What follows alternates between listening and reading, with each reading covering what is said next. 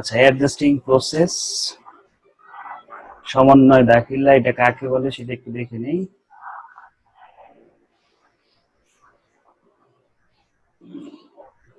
একজন হলো আদনান, হলো সায়েন্সের, সায়েন্স থেকে অনার্সে কমার্সে আসছে। এই সময় একটু চেঞ্জ করে। সিটি কলেজে। আচ্ছা দেখো, সমন্বয় দাখিলা, সমন্বয় দাখিলা কাকে বলে? নির্দিষ্ট সময়ের আয় নির্ধারণ এবং আয়ের সাথে ব্যয়ের সমন্বয়ের জন্য যে জাবেদা প্রয়োজন হবে তাকে বলবো আমরা সমন্বয় দাখিলা। ঠিক আছে? অর্থাৎ একটা নির্দিষ্ট সময়ের মধ্যে যতটুকু তোমার আয় হবে ততটুকু আয় দেখাবা, বা যতটুকু ব্যয় হবে ততটুকু ব্যয় দেখাবো। অতিরিক্ত টাকাগুলোকে আমি অ্যাডজাস্টিং করে সমন্বয় করবো। ঠিক আছে? তো এই অ্যাডজাস্টিং গুলোকে চারটা ভাগে বিভক্ত করা হয়। এক হলো বকেয়া ব্যয়, বকেয়া আয়, আর অগ্রিম ব্যয়, অগ্রিম আয়। অর্থাৎ অগ্রিমের দুইটা, আর হচ্ছে আমাদের সাউন্ড একটু অফ রাখবো। হ্যাঁ, আমি অফ করে দিচ্ছি। আচ্ছা, কারো কোনো সমস্যা হলে ওই মাইক অন করে বলবা, বুঝতে সমস্যা হলে। তাহলে কি আমাদের ব্যয়কে দুই ভাগে ভাগ করছে, আয়কে দুই ভাগে ভাগ করছে, বকেয়ার ভিত্তিতে আর অগ্রিমের ভিত্তিতে। ঠিক আছে? বকেয়া ব্যয়, বকেয়া আয়, অগ্রিম ব্যয় আর অগ্রিম আয়। ঠিক আছে? বকেয়া ব্যয়কে আমরা ইংলিশে বলবো অ্যাক্রুড এক্সপেন্স, বকেয়া আয়কে বলবো আমরা অ্যাক্রুড রেভিনিউ, অগ্রিম ব্যয়কে বলবো আমরা প্রিপেড এক্সপেন্স, আর অগ্রিম আয়কে বলবো আমরা আনআর্নড রেভিনিউ, যেটাকে আমরা অনপার্জিত আয়ও বলি। অর্থাৎ তুমি সেবা দাও নাই, সেবা না দিয়ে আগে টাকা নিছো, পরবর্তীতে সেবা দেয়, সেটাকে বলবো আমরা আনআর্নড রেভিনিউ, অর্থাৎ অগ্রিম আয়। তো কিছু কিছু আইটেম আছে এখানে যেগুলো পরীক্ষা ম্যাক্সিমাম টাইমে আসে, ইম্পর্টেন্ট কিছু আইটেম এখানে দেখানো হয়েছে। তো এখানে কি বলছে? সাপ্লাই, সাপ্লাই মানে মনিহারি। হ্যাঁ, এই মনিহারিটা যদি তোমার অ্যাসেট নামে রেকর্ড হয়, অ্যাসেট বলতে তোমার এই সাপ্লাইজ নামেই রেওয়া মিলে দেওয়া থাকলো, রেওয়া মিলে। ঠিক আছে? প্রশ্ন আমরা যখন অঙ্ক করবো তখন একটা রেওয়া মিল থাকবে, আবার রেওয়া মিল নাও থাকতে পারে। আমরা ধরে নিলাম যে একটা রেওয়া মিল দেওয়া আছে, ওই রেওয়া মিলের মধ্যে প্রশ্নের মধ্যে বলে দিচ্ছে সাপ্লাইজ। তো সাপ্লাইজ লেখা আছে, যখন সাপ্লাইজ লেখা দেখবো তখন আমরা জাবেদা দিব কিভাবে? সাপ্লাইজ এক্সপেন্স ডেবিট আর সাপ্লাইজ ক্রেডিট। অর্থাৎ মনিহারি খরচ ডেবিট হবে আর মনিহারিটা ক্রেডিট হবে। ঠিক আছে? যখন সাপ্লাইজ লেখা থাকবে রেওয়া মিলের মধ্যে। তারপরে সাপ্লাইজ যদি এক্সপেন্স নামে থাকে, অর্থাৎ রেওয়া মিলে মনে করো সাপ্লাইজ না লিখে লেখা আছে সাপ্লাইজ এক্সপেন্স। ঠিক আছে? তখন ওই আগের জাবেদাটা উল্টা হবে, অর্থাৎ সাপ্লাইজ ডেবিট হবে, সাপ্লাইজ এক্সপেন্স ক্রেডিট হবে। ঠিক আছে? সম্পদটা ডেবিট হবে, ওই সম্পদের ব্যয়টা হবে ক্রেডিট। ব্যয় সবসময় এদিকে আমরা কি করব? এখানে ক্রেডিট করব যখন সাপ্লাইজ এক্সপেন্স নামে রেওয়া মিলে রেকর্ড থাকবে।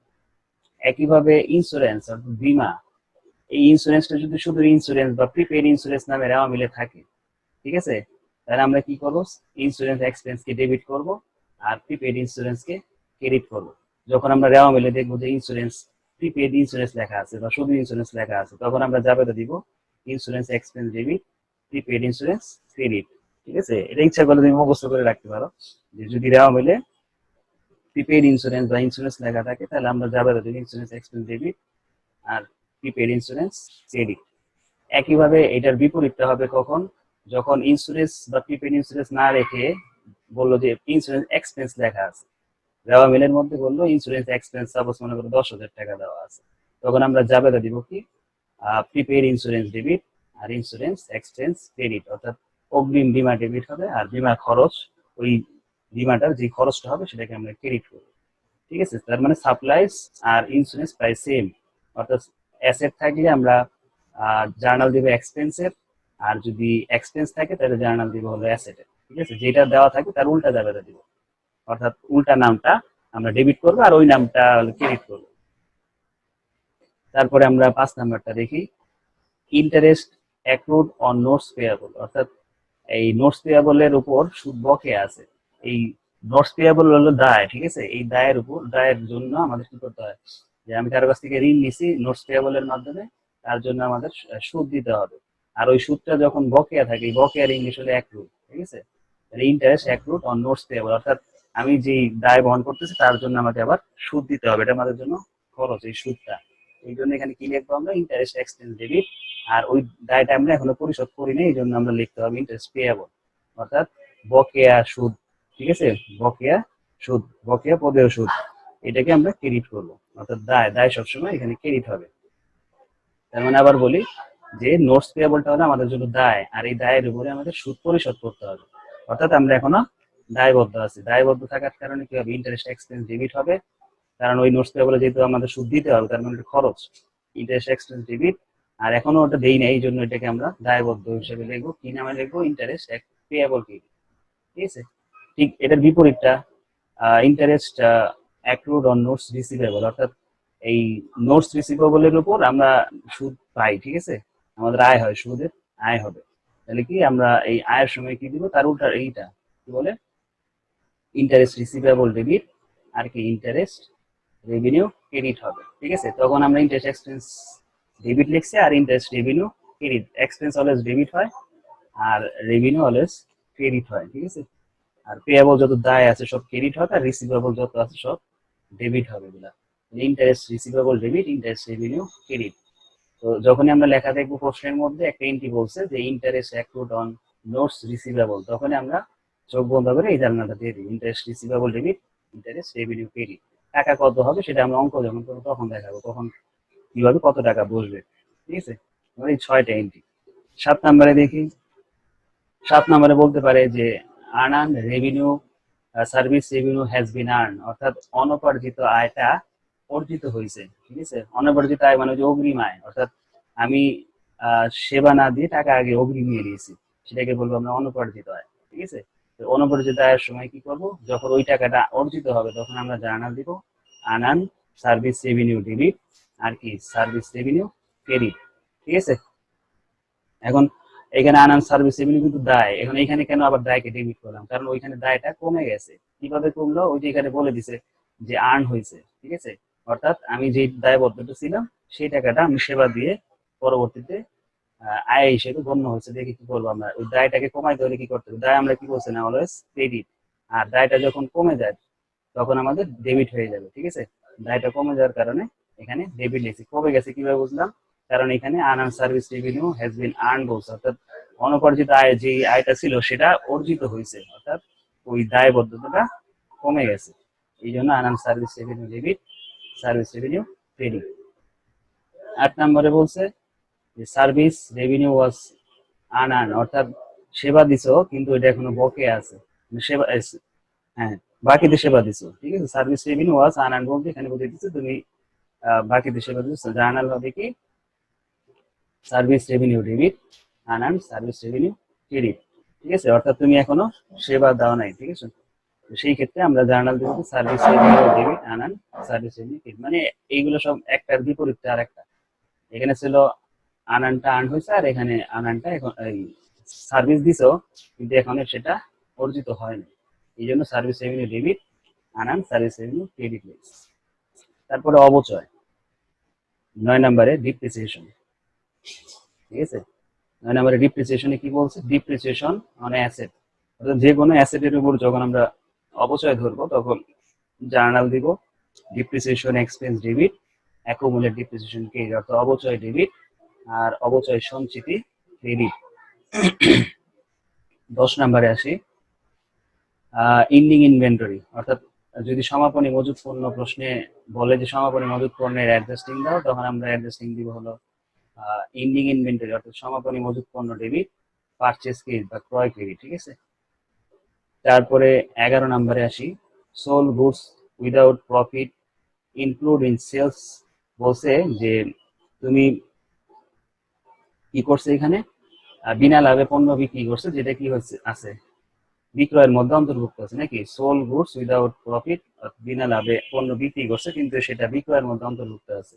তো এইটা যদি জানতে চায় একটা রিকোয়ারমেন্টে, তখন আমরা জার্নাল দিব কি সেলস ডেবিট, পারচেজ ক্রেডিট। ঠিক আছে, 12 নম্বর বলছে goods distribute among the potential customer as sample fee, অর্থাৎ বিনামূল্যে পণ্য বিতরণ করা হয়েছে। বিনামূল্যে পণ্য বিতরণ করলে সেটাকে আমরা বিজ্ঞাপন হিসেবে ধরি, এই জন্য আমাদের কি হবে অ্যাডভার্টাইজিং এক্সপেন্স, অর্থাৎ বিজ্ঞাপন ব্যয় ডেবিট, আর পারচেজ ক্রেডিট, যেহেতু আমরা পণ্য বিতরণ করছি, পণ্য চলে গেছে, এই জন্য পণ্যটাকে আমরা পারচেজ হিসেবে লিখি। ঠিক আছে, তার মানে পারচেজটা ক্রেডিট হবে, পণ্য থাকলে আমরা এটাকে পারচেজে লিখবো। তারপরে দেখো লেখা ভেঙে গেছে। ব্যাড ডেটস রিটেন অফ আর অ্যালাউন্স, এই দুইটা আমরা যখন অঙ্ক করবো তখন দেখাবো। এই দুইটার একটু ক্যালকুলেশন থাকে অনেক, এই দুটো আমরা পরে দেখাবো। এই লাস্টের যে দুইটা এন্ট্রি, হ্যাঁ, এইখানে যে 12টা আছে, এই 12টা থেকে প্রতি বছরই আমাদের 3-4টা এন্ট্রি আসে, ঠিক আছে। এই 12টা আর এই যে নিচের দুইটা 14টা, এই 14টা থেকে মাস 4টা থাকবে, 4টা এন্ট্রি থাকবে, মোট 6টা বা 7টা থাকে। তো 4টা এখান থেকেই পেয়ে যাবা, যে এইটা যদি একটু ভালো মতো করতে পারো। এই চ্যাপ্টারে আরো আমাদের অনেক ইয়ে আছে, অ্যাডজাস্টিং ছাড়াও রিভার্সিং আছে, তারপরে ক্লোজিং আছে, এগুলো আমরা পরে দেবো। আগে একটা অ্যাডজাস্টিং অঙ্ক দেখে নেই। আমরা 2 নাম্বার অঙ্কটা দিয়ে শুরু করবো। 1 নাম্বার একটু বেশি বড়, এটা পরে করি।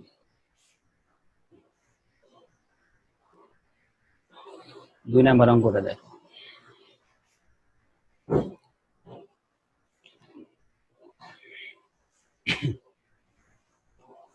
2 নাম্বার অঙ্কে বলছে the following is the adjusting an unadjusted trial balance of Ahmed Company on December 31st, 2019. 2019 সালের আমাদের আহমেদ কোম্পানির অ্যাডজাস্টিং এন্ড আনঅ্যাডজাস্টেড ট্রায়াল ব্যালেন্স দেওয়া আছে। অর্থাৎ সমন্বয় করার পূর্বে ব্যালেন্স দেওয়া আছে, আর সমন্বয় করার পরে আমাদের কিছু ব্যালেন্স দেওয়া আছে, ঠিক আছে। তো এখানে কিভাবে বুঝবো কোনটা অ্যাডজাস্টিং হবে? এখানে কিন্তু কোনো কিছু বলে না, এখানে জাস্ট একটা রেওয়ামেল দিয়ে দিছে, দিয়ে বলছে যে এখান থেকে শুধু অ্যাডজাস্টিং এন্ট্রি অর্থাৎ সমন্বয় দাখিলা বের করতে বলছে, আর এটার আবার রিভার্সিং দিতে বলছে, অর্থাৎ বিপরীত দাখিলা দিতে বলছে। তো এখানে কিন্তু যে ওরকম দেওয়া নাই, আমরা যে একটু আগে যেগুলো দেখে আসছি 14টা এন্ট্রি, ওইখানে যেমন বলা ছিল যে কার কার জার্নাল দিতে হবে, ওইরকম কিন্তু এখানে বলে নাই। এখানে জাস্ট একটা ট্রায়াল ব্যালেন্স দিছে, অ্যাডজাস্টেড ট্রায়াল ব্যালেন্স আর আনঅ্যাডজাস্টেড ট্রায়াল ব্যালেন্স। তো এইখান থেকে কিভাবে আমরা বুঝবো কোনটার কোনটার কি জার্নাল হবে, ঠিক আছে। তো ওইটা, এটা আরেকটু ইজি। কিভাবে ইজি দেখাই দিছি, এই দেখো ক্যাশ, ক্যাশ কত টাকা? 20,000 টাকা দেওয়া ছিল, অর্থাৎ সমন্বয় করার পূর্বে, সমন্বয় করার পূর্বে 20,000 ছিল, সমন্বয় করার পরেও 20,000। তার মানে কি দুইটা ব্যালেন্সের কোনো পরিবর্তন হয় নাই। যখন কোনো পরিবর্তন হবে না, তার কোনো জার্নাল হবে না, ঠিক আছে, অ্যাডজাস্টিং হবে না। যদি পরিবর্তন হয় তখনই শুধু অ্যাডজাস্টিং হবে। 2 নাম্বার এন্ট্রির মধ্যে একটি পরিবর্তন আসছে, সেটা কি? অ্যাকাউন্ট রিসিভেবল, ঠিক আছে। এই অ্যাকাউন্ট রিসিভেবল কত দেওয়া আছে? 4,000 টাকা ছিল আগে, মানে অ্যাডজাস্ট করার আগে, আর পরে হয়েছে কত? 6,000। তার মানে কি বেড়ে গেছে নাকি? এই অ্যাকাউন্ট রিসিভেবল হচ্ছে সম্পদ, এই সম্পদটা কি হয়েছে? বাড়ছে। মনে রাখবো, সম্পদ যখন বাড়ে তখন ডেবিট হয়, ঠিক আছে, সম্পদ। আর যদি ব্যয়, এই দুটো জিনিস বাড়ে তখন ডেবিট হবে, আর কমলে ক্রেডিট হবে। ওই আমরা রুলস দিয়ে দিছিলাম তোমাদের কিছুদিন আগে, ওইখানে লেখা আছে, দেখবা যে সম্পদ বা ব্যয় যদি বাড়ে ডেবিট, আর যদি কমে ক্রেডিট। অ্যাকাউন্ট রিসিভেবল, যত রিসিভেবল লেখা দেখবা, ঠিক আছে, সবই সম্পদ, ঠিক আছে। তাহলে এখানে কি আমাদের 2,000 টাকা বাড়ছে। তাহলে আমরা জার্নাল যখন দিব, তখন আমরা এই অ্যাকাউন্ট রিসিভেবল ডেবিট লিখবো কত টাকা, এই দুটোর পার্থক্য টাকাটা কত টাকা, এখানে 2,000 টাকা পার্থক্য, ঠিক আছে। তাহলে আমরা অ্যাকাউন্ট রিসিভেবল ডেবিট 2,000 টাকা লিখবো, এবং ক্রেডিট কি হবে সেটা একটু পরে দেখবো। কারণ একটা জার্নালের দুইটা পক্ষ অবশ্যই থাকবে, একটা ডেবিট পক্ষ, একটা ক্রেডিট পক্ষ। দুইটার অধিক পক্ষ থাকতে পারে, কিন্তু মিনিমাম জার্নালে দুইটা পক্ষ থাকে। তার মানে একটা পক্ষ কিন্তু আমরা পেয়ে গেছি, অ্যাকাউন্ট রিসিভেবল 4,000 ছিল আগে, পরবর্তীতে দেখছি 6,000 আছে, তার মানে এখানে 2,000 টাকা বাড়ছে। তাহলে আমরা 2,000 টাকা অ্যাকাউন্ট রিসিভেবলকে ডেবিট করবো। এবং ক্রেডিট কি হবে এটা আমরা আরো সামনে গেলে বুঝতে পারবো, ক্রেডিট কি হবে। ওই 2,000 টাকার সেম অ্যামাউন্টই কে কমছে সে বা বাড়ছে দেখতে হবে। 2 নাম্বার এন্ট্রি কি বলছে? 2 নাম্বারে প্রিপেইড ইন্স্যুরেন্স, ঠিক আছে। প্রিপেইড ইন্স্যুরেন্স কত? 4,500 টাকা আগে ছিল, কিন্তু পরবর্তীতে কি হয়েছে? 2,000 টাকা হয়েছে। তার মানে কি কমে গেছে নাকি? এই প্রিপেইড ইন্স্যুরেন্স, অগ্রিম বীমা, অর্থাৎ তুমি আগেই টাকা দিয়ে রাখছো, ঠিক আছে, ইন্স্যুরেন্স কোম্পানিকে তুমি টাকা আগেই দিয়ে রাখছো, এই জন্য এটাকে তোমাকে সম্পদ হিসেবে গণ্য করতে হবে। তুমি আগে একদম শুরুতে দিছিলে হচ্ছে 4,500 টাকা, কিন্তু পরবর্তীতে অ্যাডজাস্টিং হওয়ার পরে দেখছো কত হয়েছে? 2,000 টাকা। তার মানে কি তুমি যে অগ্রিম টাকাটা দিয়ে দিছিলা সেটা কিছুটা খরচ হয়ে গেছে, খরচ না হলে তো আর এই কমে নাই না। তুমি 4,500 টাকা দিছিলা, কিন্তু পরবর্তী দেখছো সেটা 2,000 হয়ে গেছে। তার মানে কি সম্পদটা খরচ হয়ে গেছে। সম্পদটা যখন খরচ হয়ে যায়, এই সম্পদটা আমরা কি বলছিলাম? Always debit. এই তার মানে কি সম্পদ কমে গেছে। আমরা একটু আগে কি বললাম? সম্পদ যদি বাড়ে ডেবিট হবে, আর সম্পদ যদি কমে ক্রেডিট হবে। তার মানে আমাদের এই প্রিপেড ইন্স্যুরেন্সটা এখন কি হবে, ক্রেডিট হবে। কেন ক্রেডিট হবে? কারণ এখানে 2,500 টাকা কি হয়েছে, কমে গেছে নাকি। তাহলে দুইটা জিনিস মাথায় রেখে এখানে দুইটা জিনিস আমরা শিখলাম, যে অ্যাকাউন্ট রিসিভেবল ডেবিট হবে 2,000 টাকা, আর প্রিপেড ইন্স্যুরেন্স কি হবে, ক্রেডিট হবে 2,500 টাকা। তো প্রিপেড ইন্স্যুরেন্সের সাথে সম্পর্ক হচ্ছে ইন্স্যুরেন্স এক্সপেন্সের। দেখো একটু পরে এই যে একদম শেষে দেখো, দেখছো এই যে ইন্স্যুরেন্স এক্সপেন্স কত টাকা, ওই 2,500 টাকা। এই যে এখানে যে 2,500 টাকা কমছিল, সেই 2,500 টাকা এখানে ডেবিট করছে। বুঝতে পারছো? তাহলে আমরা একটু মাত্র কি শিখলাম, যে ইন্স্যুরেন্স, প্রিপেড ইন্স্যুরেন্স হচ্ছে সম্পদ, এই সম্পদটা কমে গেছে 2,500। সম্পদ যখন কমে সম্পদ ক্রেডিট হয়, এই জন্য প্রিপেড ইন্স্যুরেন্স ক্রেডিট হবে। আর কি নামে কমছিল, ওই ইন্স্যুরেন্সটা খরচ হয়েছিল দেখে কমে গেছে, এই জন্য ইন্স্যুরেন্স এক্সপেন্সটা ডেবিট হবে। এখানে কিন্তু ডেবিটই আছে, যে দেখো ডেবিটের ঘরেই আছে। অর্থাৎ আমরা জার্নাল দিব ইন্স্যুরেন্স এক্সপেন্স 2,500 ডেবিট, আর প্রিপেড ইন্স্যুরেন্স ক্রেডিট 2,500। দেখো আমাদের 2 নাম্বার জার্নালটা তাই দিছে। ঠিক আছে, ইন্স্যুরেন্স এক্সপেন্স ডেবিট আর কি প্রিপেড ইন্স্যুরেন্স ক্রেডিট কত টাকা, 2,500 টাকা। ঠিক আছে, অ্যাকাউন্ট রিসিভেবলটা আমরা একটু পরে দেখতেছি। একটু মাথায় রাখবা কখন ডেবিট হবে কখন ক্রেডিট হবে, এগুলো ক্লিয়ার থাকলে তুমি জার্নালও ইজিলি পেরে যাবা, অ্যাডজাস্টিংও ইজিলি পেরে যাবা, ডেবিট ক্রেডিটের সমস্যা হবে না। তোমাকে আগে আইডেন্টিফাই করতে হবে যে এন্ট্রিটা দেওয়া আছে এটা কি সম্পদ, দায়, না ব্যয়, না আয়। ঠিক আছে, চারটার কোন ক্যাটাগরির মধ্যে পড়ে। যদি সম্পদ আর ব্যয় হয় তাহলে আবার তোমাকে দেখতে হবে যে এটা কি বাড়ছে নাকি কমছে। যদি বাড়ে ডেবিট আর কমলে ক্রেডিট, আর আয়ের বেলায় উল্টা। ঠিক আছে, তাহলে আমরা পরেরটায় যাই। সাপ্লাই, যেটা হলো মণিহারি, এই মণিহারিটা হলো সম্পদ। ঠিক আছে, মজুত মণিহারি যেটা, সেই মণিহারিটা কি হয়েছে দেখো, আগে ছিল 4,000, কিন্তু পরবর্তীতে কি হয়েছে, অ্যাডজাস্টিং দেওয়ার পর 1,000 হয়ে গেছে। অর্থাৎ কি হয়েছে, এখানে 3,000 টাকা কমে গেছে। তাহলে আমরা কি বলছি, যে সম্পদ যদি কমে যায় কি হবে, ক্রেডিট হবে। এখানে যেহেতু 3,000 টাকা কমছে, তাহলে আমরা সাপ্লাইজকে কি লিখবো, ক্রেডিট লিখবো। আর সাপ্লাইজের সাথে সম্পর্ক হলো সাপ্লাইজ এক্সপেন্সে। সাপ্লাইজ কখন কমে, যখন খরচ হয়। তার মানে সাপ্লাইজ এক্সপেন্স খুঁজবো, দেখবো আছে কিনা।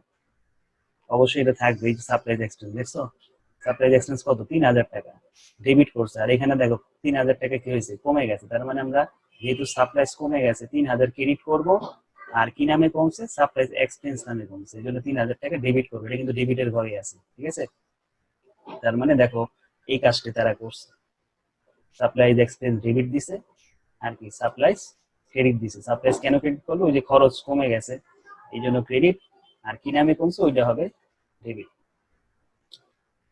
এরপরে আসো ইকুইপমেন্ট। ইকুইপমেন্ট কি আছে, ইকুইপমেন্টের কোনো পরিবর্তন আসে না, এই জন্য এটার কোনো অ্যাডজাস্টিং হবে না। তারপরে আসি অ্যাকাউন্টস অ্যাকুমুলেটেড ডিপ্রিসিয়েশন, অর্থাৎ অবচয় সঞ্চিতি যেটা। ঠিক আছে, অবচয় সঞ্চিতি।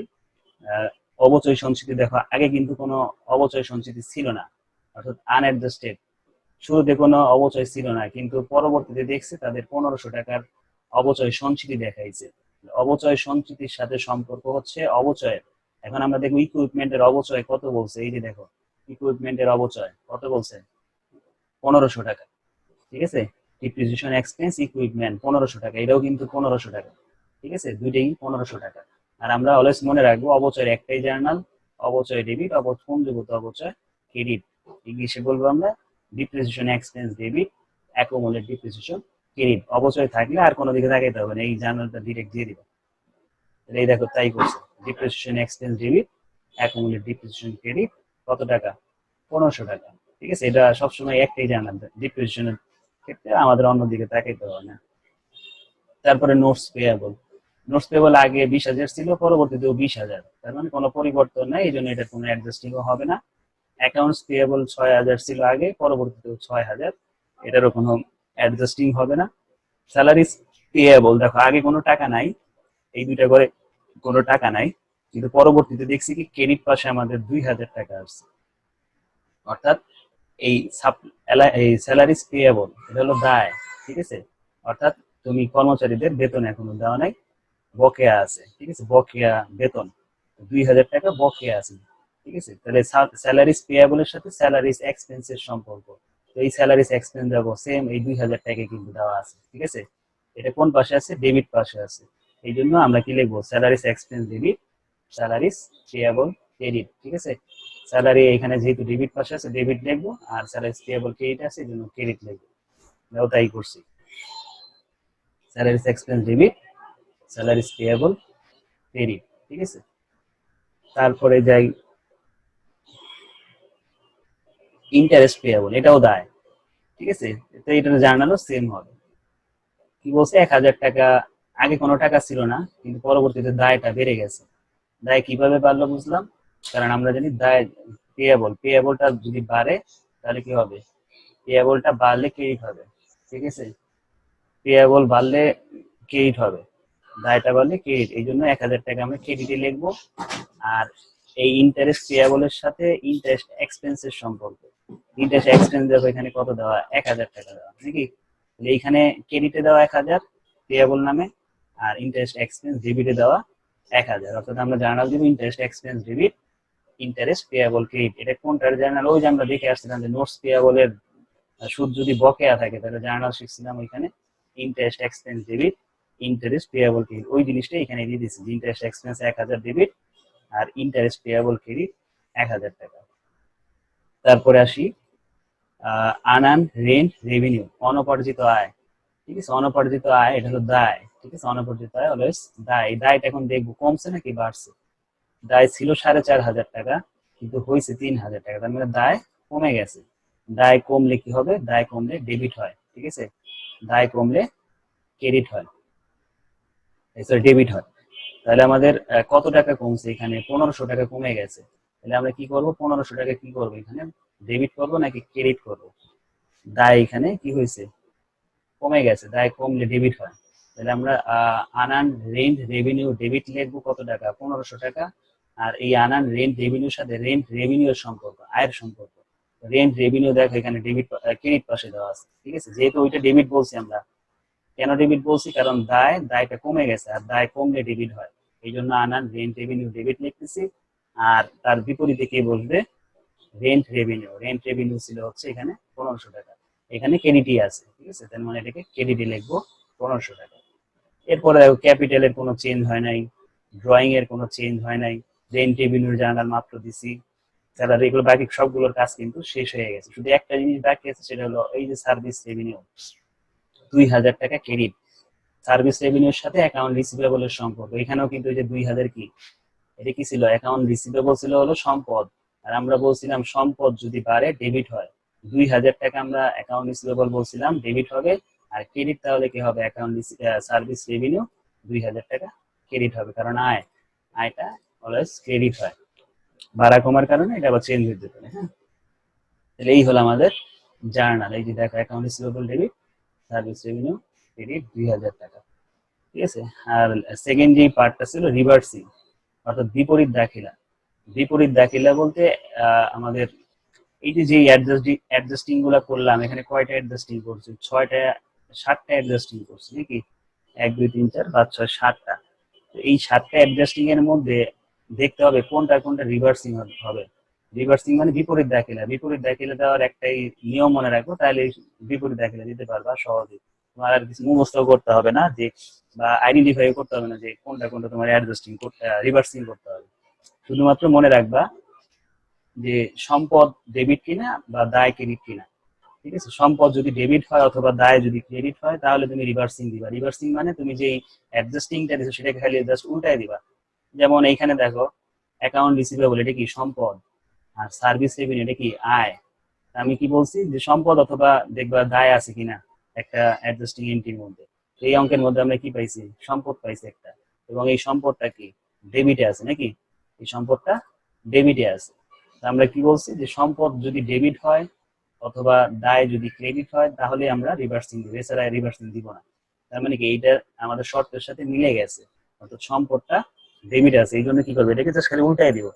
উল্টাবো কিভাবে, সার্ভিস রেভিনিউ ডেবিট দিব আর অ্যাকাউন্ট রিসিভেবলকে ক্রেডিট করবো, তাহলে আমাদের রিভার্সিং হয়ে যাবে। তাই করছে দেখো, reversing entry, service revenue debit, account receivable credit 2,000 টাকা। পরেরটাই দেখি, পরেরটা ইন্স্যুরেন্স এক্সপেন্স। আমরা এক্সপেন্সের কথা বলি না, আমরা বলছি অ্যাসেট অথবা লাইবিলিটিস। তো এই যে এখানে দেখো একটা অ্যাসেট আছে, কিভাবে বুঝলাম আছে, এই যে প্রিপেড, অগ্রিম বীমা। অগ্রিম বীমা এটা হলো সম্পদ। অগ্রিম বীমা সম্পদ, ঠিক আছে আমরা পেলাম, কিন্তু সম্পদটা এখানে ক্রেডিট, আমাদের শর্ত ছিল সম্পদটা ডেবিট হইতে হবে। তার মানে এটার কোনো রিভার্সিং হবে না 2 নম্বরে। তিন নাম্বারটায় আসি, তিন নাম্বারটায় সাপ্লাইজ এক্সপেন্স, সাপ্লাইজ, এখানে সাপ্লাইজ টু সম্পদ, কিন্তু সম্পদটা আছে কি ক্রেডিট, এই জন্য এটারও রিভার্সিং হবে না। ডিপ্রিসিয়েশনের কোনো সময় রিভার্সিং হয় না, ঠিক আছে। তারপরে আসি পরেরটায়, salaries expense debit, salaries payable credit. তো এই যে এখানে একটা দায় পেলাম না, এই যে পেয়েবল, আমরা বলছিলাম কি যে কোনো পেয়েবল থাকলে এটাকে আমরা দায় ধরবো। স্যালারিজ পেয়েবল কি দায়, দায়টা ক্রেডিট আছে, আমাদের শর্ত ছিল সম্পদ ডেবিট এবং দায়টা ক্রেডিট হবে, যে কোনো একটা শর্ত মিললেই আমরা এটা রিভার্সিং দিব। তার মানে এটা শর্ত মিলছে, কারণ দায়টা ক্রেডিট আছে, এটাকে আমরা উঠাই দিব, স্যালারিজ পেয়েবল ডেবিট দিব আর স্যালারিজ এক্সপেন্সটাকে ডেবিট দিব। এরপর সেম পরেরটাও একই, যেহেতু ইন্টারেস্ট পেয়েবল এটা দায়, এই দায়টা ক্রেডিটে আছে, আমাদের শর্ত মিলছে, এই জন্য ইন্টারেস্ট পেয়েবল ডেবিট দিব, ইন্টারেস্ট এক্সপেন্স ক্রেডিট করব, ঠিক আছে। আর লাস্টেরটা আমাদের শর্ত মিলে নাই, কারণ কি এই আনান রেন্ট রেভিনিউ এটা দায়, কিন্তু এই দায়টা আছে ডেবিট, আমাদের শর্ত ছিল দায়টা ক্রেডিট হইতে হবে, ঠিক আছে। এই দুইটা শর্ত মনে রাখলেই যত রিভার্সিং আছে দিতে পারবো, ঠিক আছে। এই হলো আমাদের ফার্স্ট অঙ্ক। তো আমাদের 4-5 মিনিট পরে হয়তো ডিসকানেক্ট হয়ে যাবে, 40 মিনিটের এই তো, এটা ডিসকানেক্ট হয়ে গেলে তোমরা সেম ওই আগের লিঙ্কটাতে ক্লিক করে আবার জয়েন হবা, ঠিক আছে। আমরা পরের অঙ্কে যাবো, তার আগে একটু জাইনে নিই যে বুঝতেছো কিনা। একটু সবাই আনমিউট করো তো, মাইক্রোফোনটা অন করো সবাই। হ্যাঁ, তুমি তো করছো আগে, বাকি দুইজন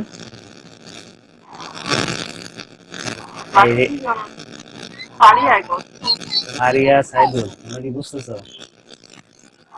হ্যাঁ,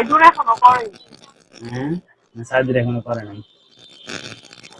আরিয়া সাইদুল, তোমরা কি বুঝতেছো? হয়তো কথাই বলতেছো না, বুঝতেছো না? এই সাইদুল,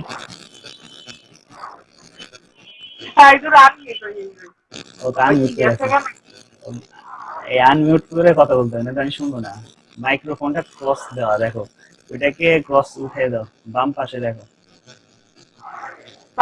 স্ক্রিনের বাম পাশে দেখো মিউট লেখা একটা জায়গা আছে, ওটা রেড হয়ে আছে, ওটাকে কালো বানায় দাও, কি আছে কি নেই কে জানে। সাইদুর, আচ্ছা আমাদের 3-4 মিনিট পরে হয়তো ডিসকানেক্ট হবে, আবার তোমরা ওই আগের লিঙ্কে ক্লিক করলে অ্যাড হইতে পারবা। এটা ওই ফ্রি ভার্সন, তো ফ্রি ভার্সনে 40 মিনিট পরে ডিসকানেক্ট হয়ে যায়, তো আবার কানেক্ট হলে আবার 40 মিনিট কাজ করতে হবে। ও তো রেসপন্স করতেছে, আসলে আমরা পরবর্তীতে যাই, মিউট করে দিই আমি সবাইকে। 3 নাম্বার অঙ্কে যাই, আমরা ওইটাতে পরে যাব, বড়টাতে, অনেক বড় তো, ডিসকানেক্ট কানেক্ট হওয়ার পরে আবার যাবো। আচ্ছা, পরের অঙ্কটা অনেক আসছে, দেখছো এসে হয়ে গেছে, অনেক ইম্পর্টেন্ট একটা অঙ্ক, একদম ইজি একটা অঙ্ক, একদম ছোট, 10 মার্কেও আসে আবার 4 মার্কেও আসে। Terry Thomas open the Green Lion Car Corporation on April 2019 at April 30, অর্থাৎ এই অঙ্কটা হচ্ছে আমাদের এপ্রিলের 30 তারিখে শেষ হবে, ঠিক আছে, 2019 সালের এপ্রিলের 30 তারিখে শেষ হবে। তো অ্যাডজাস্টিং করার সময় আরেকটা জিনিস মাথায় রাখতে হবে যে কত দিনের অঙ্ক আমি করতেছি, ঠিক আছে। 1 মাসেরও হইতে পারে, 3 মাস অন্তর অন্তর হইতে পারে, অথবা 1 বছরও হইতে পারে, হাফ ইয়ারলি হইতে পারে, ঠিক আছে। তো পুরো কোশ্চেনটা দেখলে আমরা বুঝতে পারবো যে কত দিনের আমরা অঙ্ক করতেছি। ট্রায়াল ব্যালেন্স দেওয়া আছে একটা, আগেরটা ট্রায়াল ব্যালেন্সের ছক আকারে দেওয়া ছিল, আর এখানে 5টা আইটেম, তো এই জন্য আর ছক করে নাই তারা, ডিরেক্ট বসায় দিয়েছে যে প্রিপেড ইন্স্যুরেন্স 36,000 টাকা, ইকুইপমেন্ট 2,80,000 টাকা, তারপর নোটস পেয়াবল দেওয়া আছে 2 লাখ, আনান রেভিনিউ দেওয়া আছে 42,000 টাকা, আর কি সার্ভিস রেভিনিউ দেওয়া আছে 18,000 টাকা। এই 5টা আইটেম দিয়ে দিছে, এই 5টা আইটেমের ভিত্তিতে আমাদের 5টা অ্যাডজাস্টিং দিতে হবে। Analysing reverse the following additional data, নিচে কিছু এডিশনাল ডাটা দেওয়া আছে। তো প্রথম ডাটা হচ্ছে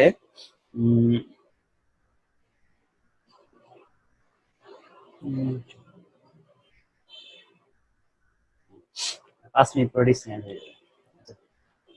Prepaid insurance is the cost of a 2-year insurance policy effective April 1, 2019, অর্থাৎ এই অঙ্কটা শুরু হয়েছিল এপ্রিলের 1 তারিখে, ঠিক আছে, এপ্রিলের 1 তারিখে তারা কি করছে, এই যে ইন্স্যুরেন্স ইন্স্যুরেন্স দিছে 36,000 টাকা। ঠিক আছে, এই যে 36,000 টাকা যে দিছে, অর্থাৎ এপ্রিলের 1 তারিখে ইন্স্যুরেন্স বাবদ তারা টাকা দিছিল হচ্ছে 36,000, এবং এই 36,000 টাকা দিয়ে বলছিল যে এটা 2 বছরের পলিসি, অর্থাৎ 2 বছরের জন্য এই 36,000 দিছে। ঠিক আছে, তার মানে কি তারা এই কোম্পানিকে কি করছে, 2 বছরের টাকা অগ্রিম দিয়ে রাখছে, এবং এই টাকাটা দিছে কবে, এপ্রিলের 1 তারিখে। ঠিক আছে, তো আমরা বলছিলাম যে দেখবো যে প্রিপেড ইন্স্যুরেন্সটা কি নামে আছে, প্রিপেড ইন্স্যুরেন্স নাকি ইন্স্যুরেন্স এক্সপেন্স নামে। যেহেতু এটা বলছে রেওয়া মিল, অর্থাৎ রেওয়া মিলে কি দেওয়া আছে, প্রিপেড ইন্স্যুরেন্স। ঠিক আছে, আমরা কি বলছিলাম, যেটা দেওয়া থাকবে তার উল্টা জাবেদা দিব, অর্থাৎ যেহেতু প্রিপেড ইন্স্যুরেন্স দেওয়া, তাহলে আমরা জার্নাল দিব এক্সপেন্সের, অর্থাৎ ইন্স্যুরেন্স এক্সপেন্স ডেবিট আর কি প্রিপেড ইন্স্যুরেন্স ক্রেডিট। এরাও মিলে যেহেতু ইন্স্যুরেন্সটা ডেবিটে আছে, তাহলে এটাকে এখন ক্রেডিট করতে হবে, ইন্স্যুরেন্স এক্সপেন্স ক্রেডিট আর prepaid insurance, sorry insurance expense debit, prepaid insurance credit হবে। এখন বিষয় হলো টাকাটা কত হবে। এই টাকাটা বলছি কত দিনের, 2 বছর, অর্থাৎ যেহেতু আমাদের 1 মাসের অঙ্ক, 2 বছরে 24 মাস আসে, তাহলে 36,000 টাকাকে আমরা 24 দ্বারা ভাগ করবো, তাহলে 1 মাসের টাকা আমি পেয়ে যাবো। ঠিক আছে, 1 মাসে আমাদের কতটুকু খরচ হলো, কারণ আমার দরকারি কি, খরচ কত হয়েছে সেটা অ্যাডজাস্ট করা। ঠিক আছে, কারণ সম্পদটা আমার দেওয়াই আছে, এই সম্পদের সাথে 1 মাসের আমরা খরচটা অ্যাডজাস্ট করবো। অ্যাডজাস্ট করার জন্য কি করব, এই প্রিপেড ইন্স্যুরেন্সটাকে আমার কমাইতে হবে। কত টাকা কমাইতে হবে, যেহেতু আমাদের 1 মাস অতিবাহিত হয়েছে, যেহেতু এপ্রিলের 1 তারিখে দিছে আর আমাদের অঙ্কটা শেষ হবে এপ্রিলের 30 তারিখে। তো সেহেতু আমাদের কি করতে হবে, 1 মাসের টাকা অ্যাডজাস্ট করতে হবে। তাহলে 1 মাসে আসতেছে হলো 36,000 কে 2 বছরে যেহেতু পলিসি, তাহলে 24 দিয়ে ভাগ করলে 1 মাসের টাকা আসতেছে কত, 1500 টাকা নাকি 1,500 টাকা। দেখো ইন্স্যুরেন্স এক্সপেন্স লিখছে, প্রিপেড ইন্স্যুরেন্স লিখছে, কিন্তু এখানে যে কারণগুলো লিখছে, কারণগুলো লেখাটা বাধ্যতামূলক না, দিলে দিতে পারো। ওই কোশ্চেনে যেটা দিছে এটি এখানে টু রেকর্ড দিয়ে লিখছে যে প্রিপেড ইন্স্যুরেন্স এক্সপেন্স, অর্থাৎ এই যে অগ্রিম বীমাটা ছিল সেটা খরচ হয়েছে, সেটাই কারণ আকারে লিখছে। 2 নাম্বারটা আমরা বলছিলাম ডিপ্রিসিয়েশন লেখা দেখলেই চোখ বন্ধ করে জার্নাল দিয়ে দিবা, ডিপ্রিসিয়েশন এক্সপেন্স ডেবিট আর অ্যাকুমুলেট ডিপ্রিসিয়েশন ক্রেডিট। প্রতি মাসে 5,000 টাকা বলছে, আমার অঙ্ক 1 মাসের, এই জন্য সরাসরি ডাইরেক্ট 5,000 আমরা বসাই দিচ্ছি। ঠিক আছে, 3 নাম্বারে বলছে the notes payable is date April 1, 2015 হবে না, এটা 19 হবে, 2019 সালের এপ্রিলের 1 তারিখে তারা নোটস পেয়াবল ইস্যু করছে না। It is a 6 month 10% rate, অর্থাৎ এই 10% হলো সুদের হার, 10%টা হলো সুদের হার। তাহলে নোটস পেয়াবল এখানে কয় টাকা আছে, দেখো 2 লাখ টাকা। ঠিক আছে, আর আমরা বলছিলাম নোটস পেয়াবলের উপর যে সুদ দিতে হয়। ঠিক আছে, নোটস পেয়াবল তো দায়, এই দায়ের উপর আমাকে সুদ দিতে হয়, আর এই সুদটা বকেয়া যে আছে সেই বকেয়ার আমরা অ্যাডজাস্টিং দিই, যে কত টাকা বকেয়া আছে এই বছর, এই মাসে, অর্থাৎ এপ্রিল মাসে কত টাকা বকেয়া আছে সেটার আমরা অ্যাডজাস্টিং দিব। তাহলে যেহেতু এই দায়ের জন্য আমাদের কি করতে হবে, ব্যয় করতে হবে। 2 লাখ টাকার আমরা কি করবো, 10% সুদ কত আসে, 20,000 টাকা সুদ আসবে। 2 লাখ টাকা 10% 20,000 টাকা আসবে। তো এই 20,000 টাকা হলো 1 বছরের সুদ। এই পার্সেন্ট সুদের হারটা অলওয়েজ 1 বছরের থাকে, এখানে বলা থাকুক আর না থাকুক। এখানে যে 6 মাস বলছে, এই 6 মাস হলো নোটের মেয়াদ। একটা নোট যখন ইস্যু করা হয় তখন তার একটা নির্দিষ্ট মেয়াদ উল্লেখ থাকে যে কত দিনের জন্য নোটটা ইস্যু করা হয়েছে। তো এইটার সাথে সুদের হারের কোনো সম্পর্ক নেই, সুদের হার অলওয়েজ পার্সেন্টেজটা আমাদের কি হয়, 1 বছরে থাকে, যতক্ষণ না পর্যন্ত এখানে না বলে যেটা কত দিনের, কিছুই কিন্তু বলে না যে এটা কত, এই পার্সেন্টেজটা কত দিনের। ঠিক আছে, এই 6 মাস যেটা বলছে সেটা হলো নোটের মেয়াদ, অর্থাৎ এই 10% হলে 1 বছরের সুদের হার, অর্থাৎ 2 লাখের তুমি যদি 10% করো তাহলে আসবে 20,000 টাকা। তো 20,000 টাকা হলে 1 বছরের সুদ, এটাকে 12 দিয়ে ভাগ করলে আমি 1 মাসের সুদ পেয়ে যাবো, কারণ এটা ইস্যু করছে এপ্রিলের 1 তারিখ। অর্থাৎ 30 দিনে আমাদের সুদ কত টাকা বকে আছে সেটা দেখি। 30 দিনের সুদ বকে আসতেছে হচ্ছে, এই যে দেখো 2 লাখে 10% করে 12 দিয়ে ভাগ করে 1,667 টাকা সুদ বকেয়া আছে। আর সুদ বকেয়া থাকলে আমরা জাবেদা দিই interest expense debit, interest payable credit. ঠিক আছে, তারপরে আমরা 4-এ পরে যেতেছি, 5 নাম্বার একটু দেখাই নেই। লায়ন সার্ভিস প্রোভাইড বাট আনবিল টাকা 15,000, অর্থাৎ লায়ন সার্ভিস একটা কোম্পানির নাম, তারা কি করছে, এই সেবা দিছে কিন্তু এখনো টাকা পায় নাই, মানে তাদেরকে বিল পরিশোধ করা হয় নাই 15,000 টাকা। তার মানে তারা কি করছে, বাকিতে সেবা দিছে। আর বাকিতে সেবা দেওয়া মানে হচ্ছে টাকাটা এখনো পায় নাই, সেবা দিছি কিন্তু টাকা পায় নাই, তখন আমরা জার্নাল দিব অ্যাকাউন্ট রিসিভেবল ডেবিট আর সার্ভিস রেভিনিউ ক্রেডিট, অর্থাৎ সেবা দিছে, আয় হয়েছে, এই জন্য আয়টাকে ক্রেডিট লিখছি, কিন্তু ওই টাকাটা আমরা এখন পাই নাই, বকে আছে, এই জন্য আমরা অ্যাকাউন্ট রিসিভেবল দিছি। ঠিক আছে। আর আচ্ছা, 4 নাম্বার রিকোয়ারমেন্ট বাকি ছিল আমাদের। ঠিক আছে, 4 নাম্বার রিকোয়ারমেন্টে বলছো 7 কাস্টমার পেড ফর দ্য কোম্পানির 6 month lounge service pack of the 6,000 beginning in April 1, 2019. Those customer are service in April. অর্থাৎ 7 জন কাস্টমারের কথা বলতেছে। ঠিক আছে, তারা কি করছে, যে 6 মাসের একটা লাউঞ্জ সার্ভিস প্যাকেজ কিনছে। ঠিক আছে, তো যখন প্যাকেজটা কিনছে তারা কি করছে, 6,000 টাকা শুরুতেই দিয়ে দিছে, অর্থাৎ সেবা কিন্তু নেয় নাই এখনো কাস্টমার, যখন প্যাকেজ আগেই কিনে নিয়েছে। ঠিক আছে, যেমন ওই যে আমরা বিভিন্ন পার্কে ঢুকতে গেলে বা বিভিন্ন ইয়েতে গেলে আগে টিকিট কাটি না আমরা, ওইরকম যে টাকা আগেই দিছে কিন্তু সেবাটা কিন্তু এখনো সে নেয় নাই। ঠিক আছে, তো কি করব, যে যেহেতু 6,000 টাকা আগেই দিয়ে দিছে, তার মানে এটা অগ্রিম। ঠিক আছে, অগ্রিম আমাদের এই কোম্পানির জন্য অগ্রিম আয়, যে কোম্পানিটা এই সার্ভিস প্যাকেজটা বিক্রি করছে। তো এই অগ্রিম আয় হয়েছিল, দেখো 7 জন কাস্টমার 6,000 টাকা করে, কত হয়, তার সাথে 42,000 টাকা।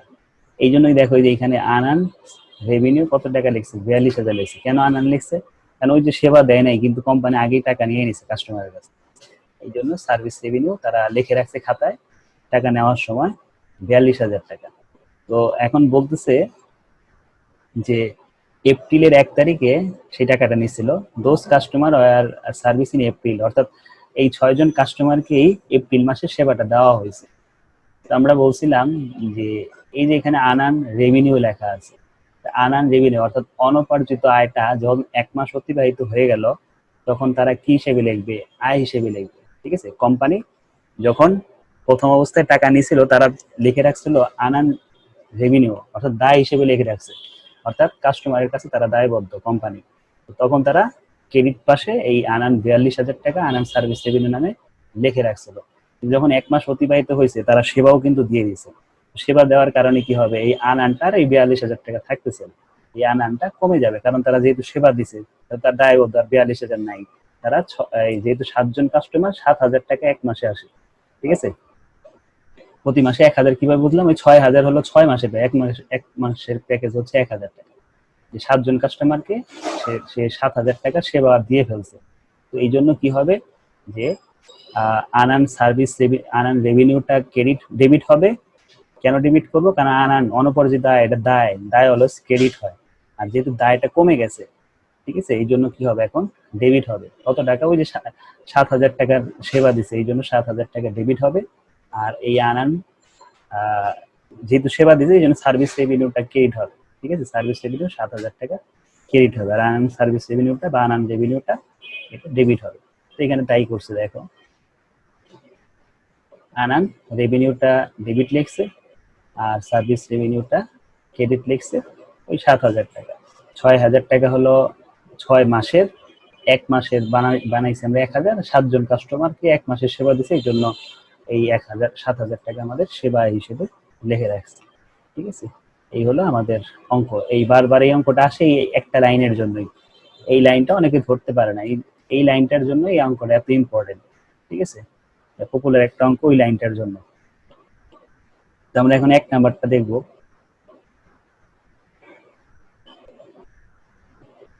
আচ্ছা, সাইডে কি অন্য জনের নাম দেখতেছে নাকি, আমাদের এই স্ক্রিন শেয়ারের, শুধু স্ক্রিন শেয়ারে দেখতেছে নাকি পাশে অন্য কাউকে দেখতেছে? একজনে রিপ্লাই দাও তো।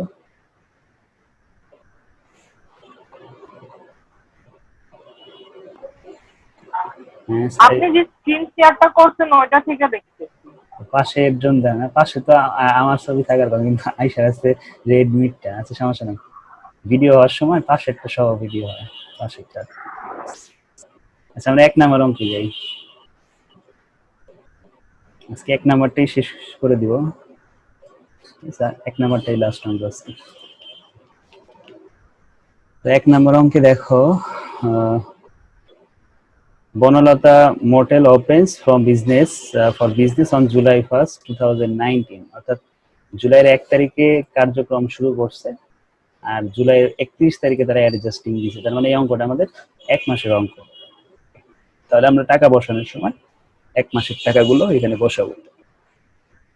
তো এখানে একটা রেওয়া মিল দিছে যে ক্যাশ নগদ দেওয়া আছে 25,000, debit supplies, prepaid insurance, land, building, তারপর ফার্নিচার, অ্যাকাউন্টস পেয়েবল, ঠিক আছে, মানে পাওনাদার হিসাব, তারপরে আনান রেন্ট দেওয়া আছে, অনুপার্জিত ভাড়া, মর্গেজ পেয়েবল, বন্দিকি ঋণ, capital, rent, revenue, advertising expense, salaries, utilities expense, উপযোগ ব্যয় দেওয়া আছে। এগুলো শেয়ার মিলে ডেবিট ক্রেডিট করে দিয়ে দিছে। এটা আমাদের কিন্তু আর ফার্স্ট অঙ্কের মতো না। ফার্স্ট অঙ্কের মধ্যে দুইটা পার্ট ছিল, রেওয়া মিল ছিল ঠিক আছে, কিন্তু দুইটা পার্ট ছিল, অ্যাডজাস্টেড, আনঅ্যাডজাস্টেড। আর এটার একটাই পার্ট, অর্থাৎ অ্যাডজাস্টিং করার আগের হিসাব এটা। আর নিচে অ্যাডজাস্টিং গুলো বলে দিছে কার সাথে কার সমন্বয় কতটুকু কি করতে হবে, সেটা নিচে এই 6টা এন্ট্রির মাধ্যমে বলে দিছে। তো আমরা প্রথম অ্যাডজাস্টিং আমাদের বলছে যে insurance expire at the rate of টাকা 2000 পার মান্থ, ঠিক আছে, এট দা হবে, ঠিক আছে, এট দ্য রেট অফ টাকা এত পার মান্থ হবে। প্রতি মাসে তাদের ইন্স্যুরেন্স বাবদ খরচ হয় 2,000 টাকা, ঠিক আছে। তো আমরা যেহেতু রেওয়া মিল দেওয়া আছে, তাহলে আমাদের আগে রেওয়া মিলের দিকে তাকাইতে হবে যে রেওয়া মিলে আমাদের ইন্স্যুরেন্সটা কি নামে আছে, ইন্স্যুরেন্স এক্সপেন্স নাকি প্রিপেড ইন্স্যুরেন্স। দেখো অঙ্কের মধ্যে প্রিপেড ইন্স্যুরেন্স লেখা আছে। তো আমরা বলছিলাম যে ইন্স্যুরেন্সের সময় বা সাপ্লাইজের সময় দেখতে হবে রেওয়া মিলে কি দেওয়া আছে, তার বিপরীত জার্নাল দিতে হবে। অর্থাৎ রেওয়া মিলিয়ে দেওয়া আছে প্রিপেড ইন্স্যুরেন্স, তাহলে আমাদের জার্নাল দিতে হবে এক্সপেন্সেস, অর্থাৎ ইন্স্যুরেন্স এক্সপেন্স ডেবিট হবে আর প্রিপেড ইন্স্যুরেন্সটা ক্রেডিট হবে, ঠিক আছে। রেওয়া মিলে ইন্স্যুরেন্সটা প্রিপেড নামে আছে। তো যেহেতু প্রিপেড নামে আছে, 1 মাস পরে তো অবশ্যই কি হবে, এটা খরচ হবে 1 মাসের টাকা। তো এই জন্য আমাদের 1 মাসের টাকা খরচ হিসেবে দেখানোর জন্য ইন্স্যুরেন্স এক্সপেন্স ডেবিট হবে আর প্রিপেড ইন্স্যুরেন্স ক্রেডিট হবে। তাহলে এটা যদি এটা কত দিনের টাকা সেটা কি বলছে না, এটা বলে না, নিচের ডিরেক্ট বলেই দিছে কত টাকা করে এক্সপেন্স হয় প্রতি মাসে, 2,000 টাকা। আমাদের জার্নালে আমরা 2,000 টাকার অ্যাডজাস্টিং দিব। তাহলে কি লিখছি আমরা, ইন্স্যুরেন্স এক্সপেন্স ডেবিট আর প্রিপেড ইন্স্যুরেন্স ক্রেডিট 2,000 টাকা, প্রতি মাসে 2,000 টাকা করে খরচ হয়। তারপরে 2 নম্বরে বলছে যে অ্যাকাউন্ট অফ সাপ্লাইজ শো টাকা 9,000 as Annan on July 31st, অর্থাৎ জুলাইয়ের 31 তারিখে তারা কি করছে, যে সাপ্লাইজটা কি হয়েছে, আনইউজড আছে 9,000 টাকা, সাপ্লাইজটা 9,000 টাকা আনইউজ আছে। অর্থাৎ তোমার রেওয়া মিলে দেখো সাপ্লাইজ দেওয়া আছে কত, 18,000 টাকা, নাকি? রেওয়া মিলে সাপ্লাইজ দেওয়া আছে 18,000 টাকা। এই 18,000 টাকার মধ্যে বলছে যে 31 তারিখ, জুলাইয়ের 31 তারিখ, অর্থাৎ হিসাবকাল শেষে এখনো অব্যবহৃত আছে কত, 9,000 টাকা। তার মানে কি বাকি যে 9,000 টাকা, সেই 9,000 টাকা আমাদের খরচ হয়ে গেছে। মোট ছিল 18,000, হিসাবকাল শেষে বলছে 9,000 টাকা আছে, অর্থাৎ বাকি যে 9,000 টাকা সেটা খরচ হয়ে গেছে। তো আমাদের রেওয়া মিলে যেহেতু সাপ্লাইজ আছে, আমাদের জার্নাল দিতে হবে সাপ্লাইজ এক্সপেন্স, অর্থাৎ সাপ্লাইজ এক্সপেন্স ডেবিট আর কি সাপ্লাইজ ক্রেডিট কত টাকা, এই 9,000 টাকা, ঠিক আছে। এই 9,000 টাকা আমরা এখানে বসাই দিব। দেখো তাই করছি, এখানে সাপ্লাইজ এক্সপেন্স ডেবিট আর সাপ্লাইজ ক্রেডিট 9,000 টাকা, ঠিক আছে। এরপরে 3 নাম্বারটা দেখি, অ্যানুয়াল ডিপ্রিসিয়েশন, অর্থাৎ 1 বছরে তাদের অবচয় হয় 36,000 টাকা বিল্ডিং এ আর 30,000 টাকা হচ্ছে ফার্নিচার। তো আমরা বলছিলাম ডিপ্রিসিয়েশনের জার্নালে একটা depreciation debit, accumulate depreciation credit, ঠিক আছে। Depreciation debit, accumulate depreciation credit, অর্থাৎ অবচয়কে ডেবিট করবো আর পুঞ্জীভূত অবচয়কে আমরা ক্রেডিট করবো। তাহলে আমরা অবচয়, এটা তো 1 বছরের টাকা না, দুইটাই কিন্তু 1 বছরের টাকা। এটাকে কি করবো আমরা, 1 মাসে কনভার্ট করবো, অর্থাৎ 12 দিয়ে ভাগ করে তারপরে বসাবো। দেখো এখানে তাই করছি, depreciation expense debit, accumulate depreciation credit. তো যেহেতু দুইটা নাম, এই জন্য দুইটা আমরা আগে অ্যাকুমুলেটেড টাকাটা বসাবো। 3,000 কেন হলো, এই দেখো 36,000কে 12 দ্বারা ভাগ করলে 3,000 টাকা বিল্ডিং এর আসে, 3,000 টাকা বিল্ডিং এ ক্রেডিট লিখছি, আর 30,000 টাকা ফার্নিচারে আছে, এটাকে আমরা যদি 12 দ্বারা ভাগ করি তাহলে আসবে আমাদের 2,500। এই দুইটা ক্রেডিট আর এই দুইটার যোগফলকে আমরা একত্রে ডিপ্রিসিয়েশন এক্সপেন্স, কেউ চাইলে ভেঙে ভেঙে দুইটাও করতে পারো। Depreciation debit accumulated depreciation building credit 3000, আবার depreciation expense debit accumulated depreciation furniture 2500। এইভাবে লেখা যায়, যেহেতু দুইটা ডিপ্রিসিয়েশনের ডেবিট এই জন্য একটা নাম দিয়ে দুইটাকে একত্র করে দিচ্ছি। ঠিক আছে, তারপরে আসি মর্গেজ অর্থাৎ বন্দিকি ঋণ। এই বন্দিকি ঋণটা আমাদের দায়, আর এই দায়ের উপরে আমাদের সুদ বকেয়া থাকে, বকেয়া সুদের জার্নাল দিতে হবে। Mortgage interest rate is 12%। The mortgage was taken out on July 1, অর্থাৎ 1 তারিখে মর্গেজ নিয়েছিল, অর্থাৎ বন্দিকি ঋণ নিয়েছে 12% সুদে। তাহলে বন্দিকি ঋণ কত নিয়েছিল? এই যে 2,50,000 টাকা। 2,50,000-এর 12% কত আসবে দেখে নেই। এই যে 12% করছে, ঠিক আছে, 2,50,000 12% করার পর এটা যেহেতু আমাদের এক মাসের অঙ্ক, এই জন্যকে এটাকে আবার 12 দিয়ে ভাগ 1 দিয়ে গুণ করছি। ঠিক আছে, 12 দিয়ে ভাগ 1 দিয়ে গুণ করা হয়েছে, বুঝতে পারছি? তাহলে যেহেতু এটা আমাদের দায়, দায় এখনো পরিশোধ হয় নাই, এই জন্য ইন্টারেস্ট এক্সপেন্স ডেবিট হবে আর ইন্টারেস্ট পেয়াবল ক্রেডিট হবে। 5 নম্বরে বলছে prepare necessary ledger, sorry 5 number unearned rent of টাকা 15,000 হ্যাজ বিন আর্ন, অর্থাৎ 15,000 টাকার অনবর্জিত ভাড়া অর্জিত হয়েছে। আমরা শিখছিলাম যে অনবর্জিতটা যখন অর্জিত হয় তখন জার্নাল হয় আনআর্ন রেন্ট রেভিনিউ ডেবিট আর রেন্ট রেভিনিউ ক্রেডিট। যেহেতু আয় হয়েছে, আয় অলওয়েজ ক্রেডিট হয়, আয়টাকে আমরা লিখবো রেন্ট রেভিনিউ। কি বাবদ আয় হয়েছে? রেন্ট বাবদ, অর্থাৎ রেন্ট রেভিনিউ ক্রেডিট হবে। আর এই দায়টা কমে গেছে না, অনপরিচিতটা যখন আয় হয়, এই যে আনআর্ন রেন্ট রেভিনিউ ছিল 35,000 টাকা, এই 35,000 টাকার মধ্যে বলতেছে 15,000 টাকা আয় হয়েছে। তাহলে এই 35,000 টাকা কিন্তু আমাদের কি ছিল? ক্রেডিটে ছিল। যেহেতু দায় কমে গেছে, এটা কি হয়ে যাবে? এখন ডেবিট হবে, অর্থাৎ আনআর্ন রেভিনিউ ডেবিট হবে আর রেন্ট রেভিনিউ ক্রেডিট হবে ওই 15,000 টাকা। এই দেখো, আনআর্ন রেন্ট রেভিনিউ ছিল ক্রেডিটে, কিন্তু এখন কেন ডেবিট করলাম? ওই যে বলছে যে আয় হয়েছে, আয় হওয়ার কারণে কি দায়টা কমে গেছে, আর দায় কমলে ডেবিট, আর আয়টা ক্রেডিট হইতেছে 15,000 টাকা। লাস্টে কি বলছে? স্যালারিজ টাকা এত অ্যাক্রুড এন্ড আনপেড, অর্থাৎ অ্যাক্রুড এর বাংলা হচ্ছে বকেয়া, অর্থাৎ স্যালারি বকেয়া আছে যেটা এখনো পরিশোধ হয় নাই 3,000 টাকা। তো আমরা ব্যয় বকেয়া সময় আমরা জার্নাল দিব। অলওয়েজ মনে রাখবা, ব্যয় যখন বকেয়া থাকে, এটা ইন্টারেস্ট হোক আর যেটাই হোক, এই ইন্টারেস্টের ক্ষেত্রে কিন্তু এটাই দেখছিলাম যে ওই ওই ব্যয়টা ডেবিট হবে আর তার পেয়াবলটা ক্রেডিট হবে। যেমন এই যে মর্গেজ ইন্টারেস্ট এক্সপেন্স লিখছিলাম, ইন্টারেস্ট পেয়াবল লিখছিলাম, ঠিক আছে, এটাও কিন্তু ব্যয় বকেয়া ছিল। ঠিক একই স্যালারিও কিন্তু বকেয়া, অর্থাৎ salary expense debit, salary payable credit. অর্থাৎ ব্যয় বকেয়া থাকলে ওই ব্যয়টা হবে ডেবিট আর তার ওই নামে পেয়াবলটা হবে ক্রেডিট, অর্থাৎ salary expense debit, salary payable credit 3,000 টাকা করে। ঠিক আছে, এই হলো আমাদের অ্যাডজাস্টিং। 2 নম্বরে বলছে লেজার দিতে, ঠিক আছে, prepare necessary laser account showing 3 column form of account, অর্থাৎ 3 কলামের একটা লেজার অ্যাকাউন্ট করতে বলছে। ঠিক আছে, লেজার করব, তো লেজারটা কিভাবে করি দেখি। একটা লেজার বুঝলে সবগুলো লেজার বুঝে যাবা, ঠিক আছে, একটা লেজার পারলে সবগুলো লেজারই বুঝে যাবা। তো লেজারটা দেখি কিভাবে করে। লেজারটা করার নিয়ম হচ্ছে, প্রথমে এই রেওয়া মেলের দিকে তাকাবা।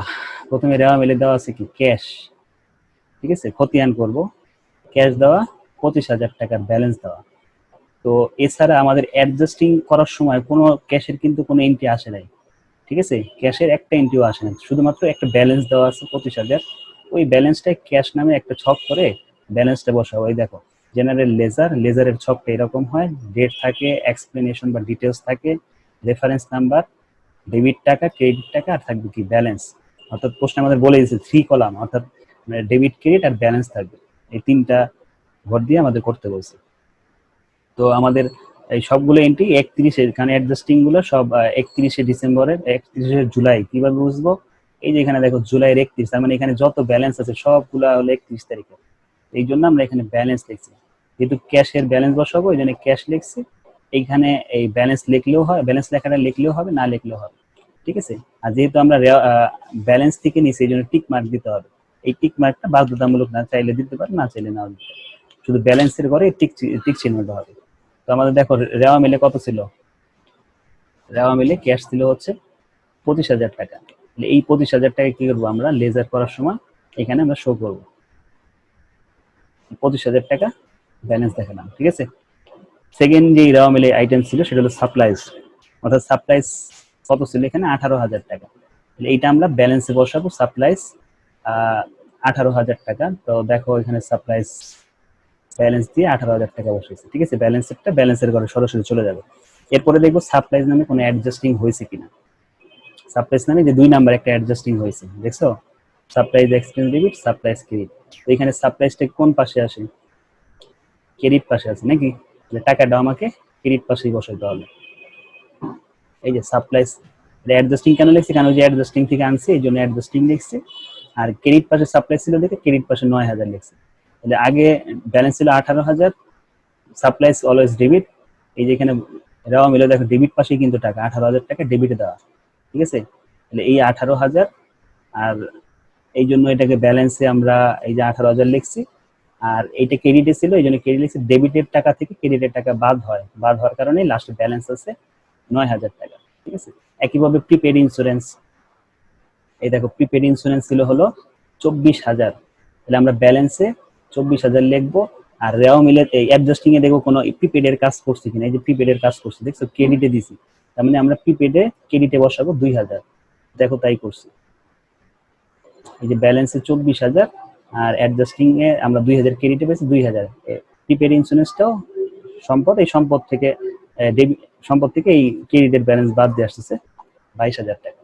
একইভাবে ল্যান্ডের করব, ল্যান্ডের কোনো অ্যাডজাস্টিং হয় না, এই জন্য সরাসরি আমরা ল্যান্ড লিখে ব্যালেন্সের ঘরে 1.5 লাখ টাকা বসাই দেবো। যে ল্যান্ড ব্যালেন্স 1.5 লাখ টাকা, ঠিক আছে। এখানে কমা একটু কম বেশি হয়েছে, এটা পরে দিয়ে নেব। তারপরে আসি বিল্ডিং। হ্যাঁ বলো। কোনটা কোনটা লেজার করবো কিভাবে বুঝবো?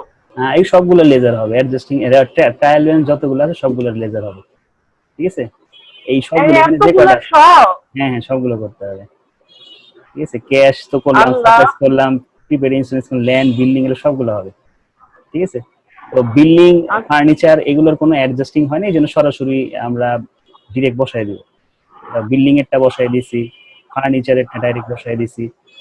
মাঝখানে অ্যাকুমুলেট দিছি কারণ আমরা এই অ্যাকুমুলেটের অ্যাডজাস্টিং করছি। এই যে এই যে যেগুলো অ্যাডজাস্টিং হবে অ্যাডজাস্টিং দিতে হ্যাঁ পারবে, না হইলে আমি ডিরেক্টলি হ্যাঁ, জাস্ট আমি আবার ব্যালেন্স বলতেছি যে এইখানে যে রেওয়া মিলে যে কয়টা আইটেম আছে, অর্থাৎ 1 2 3 4 5 6 7 8 9 10 11 12 13 14, এই 14টা তো হবেই মাস। এছাড়াও যদি আমার অ্যাডজাস্টিং করার সময় কোনো নতুন এন্ট্রি আসে, ওই 14টা ছাড়াও যদি কোনো নতুন নাম আসে ওইগুলারও অ্যাডজাস্টিং করতে হবে, ঠিক আছে। তো এখানে এই যে কয়টা আছে আমি একটু হিসেব করে দেখি, 1 2 3 4 5 6 7 8 9 10 11 12 13 14, 14 এর পরও কিন্তু আরো আসছে, দেখছো কেন আসছে? কারণ ওই যে যখন আমরা অ্যাডজাস্টিং করছি ওইখানে কিছু নতুন এন্ট্রি সৃষ্টি হয়েছে, ওইগুলোও এখানে আসবে, হ্যাঁ হ্যাঁ। বুঝতে পারছি। তো এইভাবে আমরা তাহলে আর দুই একটা দেখলে একটু ক্লিয়ার হবে। ডিপ্রিসিয়েশনেরটা দেখি, আমরা আগে রেওয়া মিলেরটা শেষ করি, হ্যাঁ তারপর ওইখানে যাই। বিল্ডিং দেখালাম, ফার্নিচার দেখালাম, অ্যাকাউন্টস পেয়েবলের কোনো অ্যাডজাস্টিং হয় না, এই জন্য জাস্ট অ্যাকাউন্টস পেয়েবল টাইটেল দিয়ে আমরা ক্রেডিট পাশে শো করবো। হ্যাঁ আচ্ছা ঠিক আছে। তো আমরা দেখি এই যে অ্যাকাউন্টস পেয়েবল ক্রেডিট পাশে দেখাইছে, এবং মর্গেজের কোনো কাজ ছিল না, রেওয়া মিলে জাস্ট টাকা ছিল এই জন্য মর্গেজ বসাইছি। ক্যাপিটালের কোন ক্যাপিটাল রেওয়া মিলে ছিল 6 লাখ টাকা, 6 লাখ টাকা বসাইছি।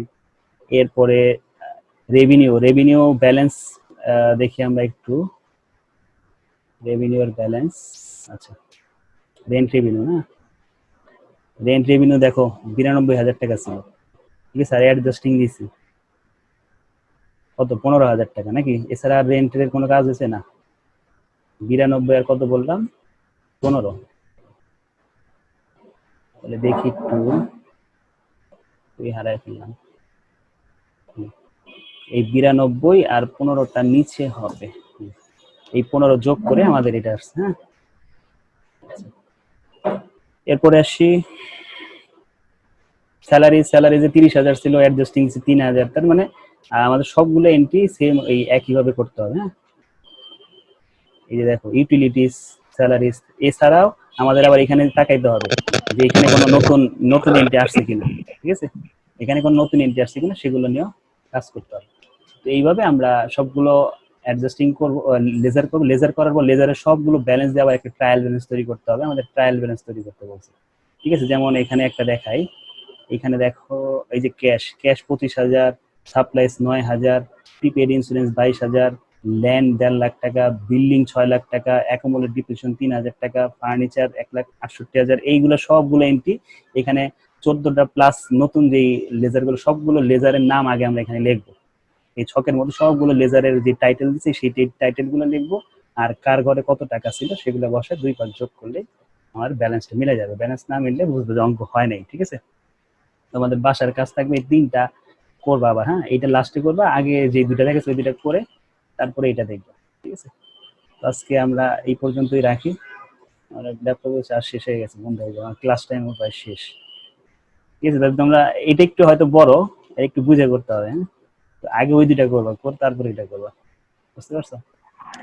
স্যার এই যে অ্যাডজাস্টমেন্ট ট্রায়াল ব্যালেন্স একটু আরেকবার বুঝবেন। অ্যাড্রেসের ট্রায়াল ব্যালেন্স বলতে এই যে এখানে যে কতগুলো এন্ট্রি আছে এখানে, এই যে cash, supplies, prepaid insurance, land, এগুলো সবগুলো টাইটেলের নামগুলো এখানে শো করবা।